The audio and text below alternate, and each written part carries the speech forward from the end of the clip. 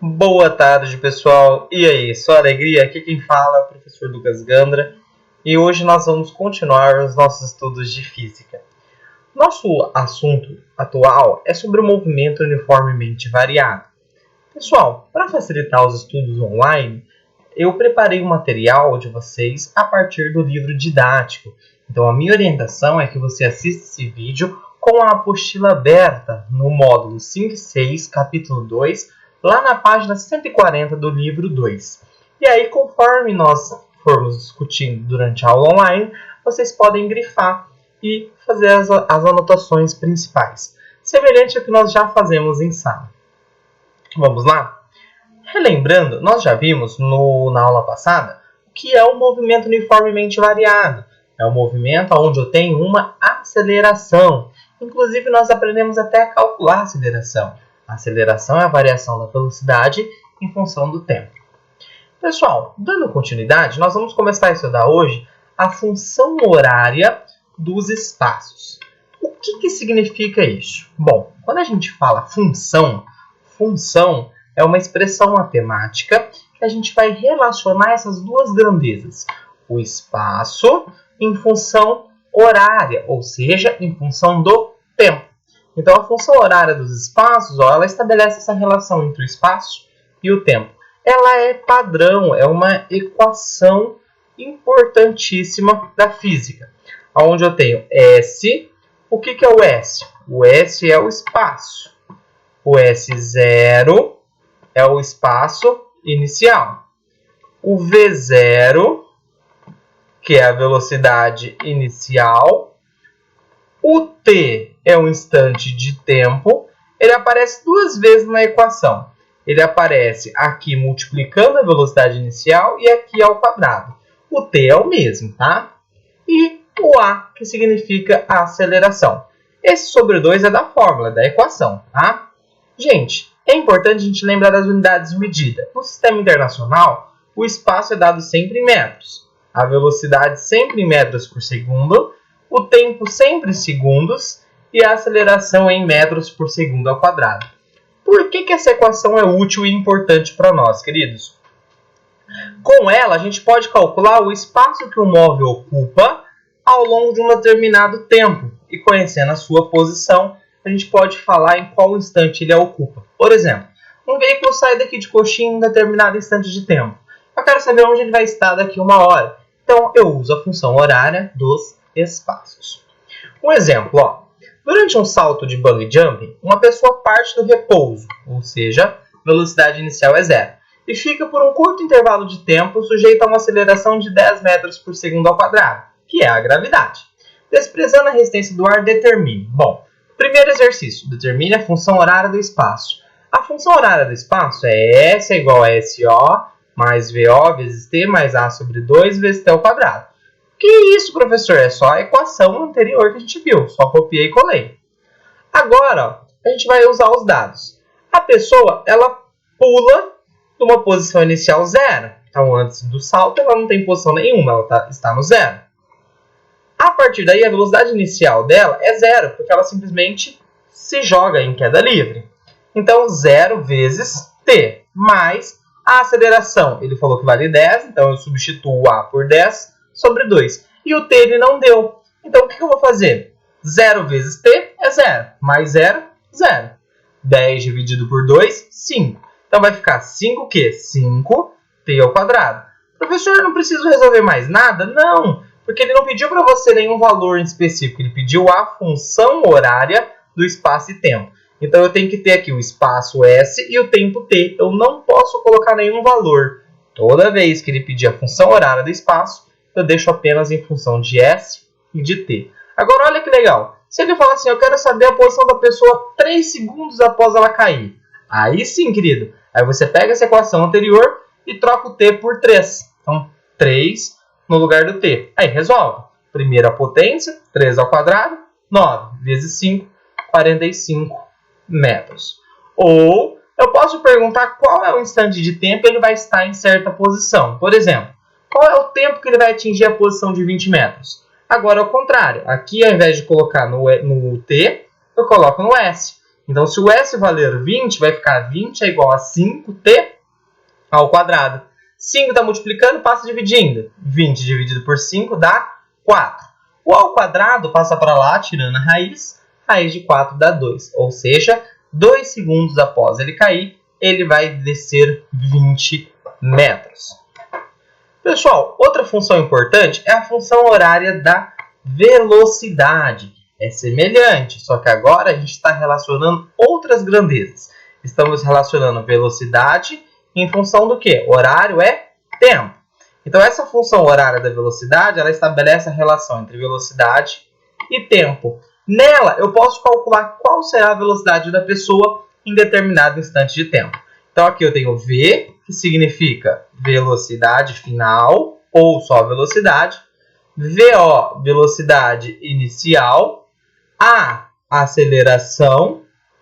E T, o instante de tempo.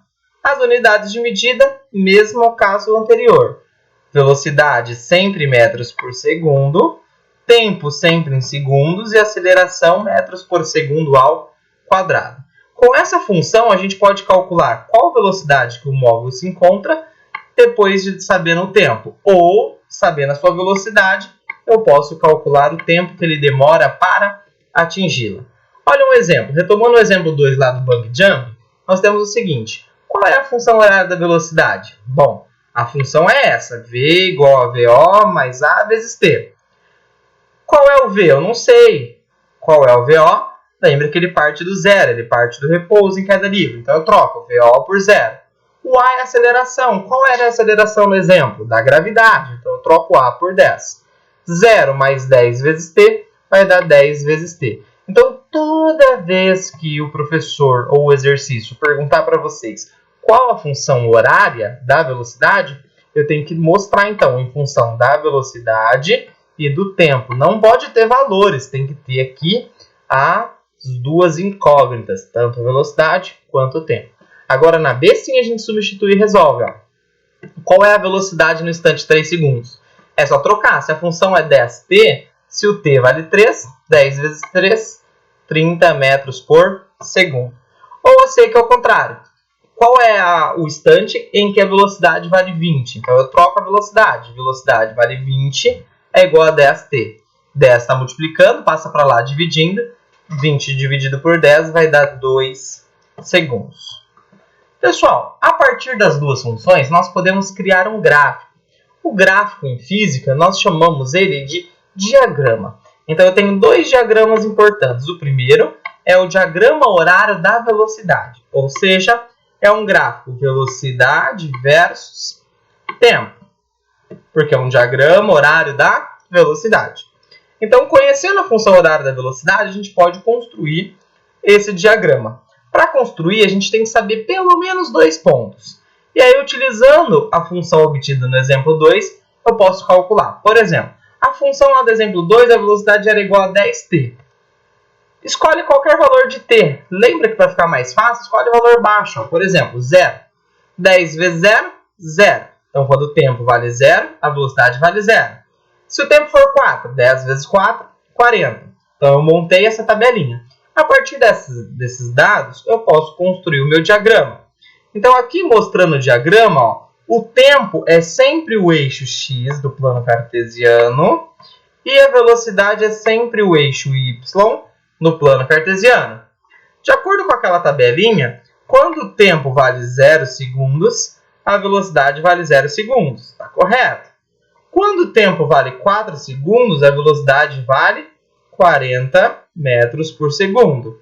Agora é só traçar a reta que liga os dois. Detalhe importante, todo gráfico velocidade versus tempo sempre vai dar uma reta. Isso é muito importante, tá? E quando for construir o gráfico de vocês, usem régua.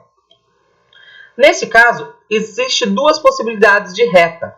Se a aceleração for positiva, isso significa que a velocidade vai aumentar. Então, essa reta é o que eu chamo de reta crescente. Se a aceleração for menor que zero, ou seja, negativa, a minha reta vai ser decrescente. Mas é importante que a gente perceba que é sempre uma reta.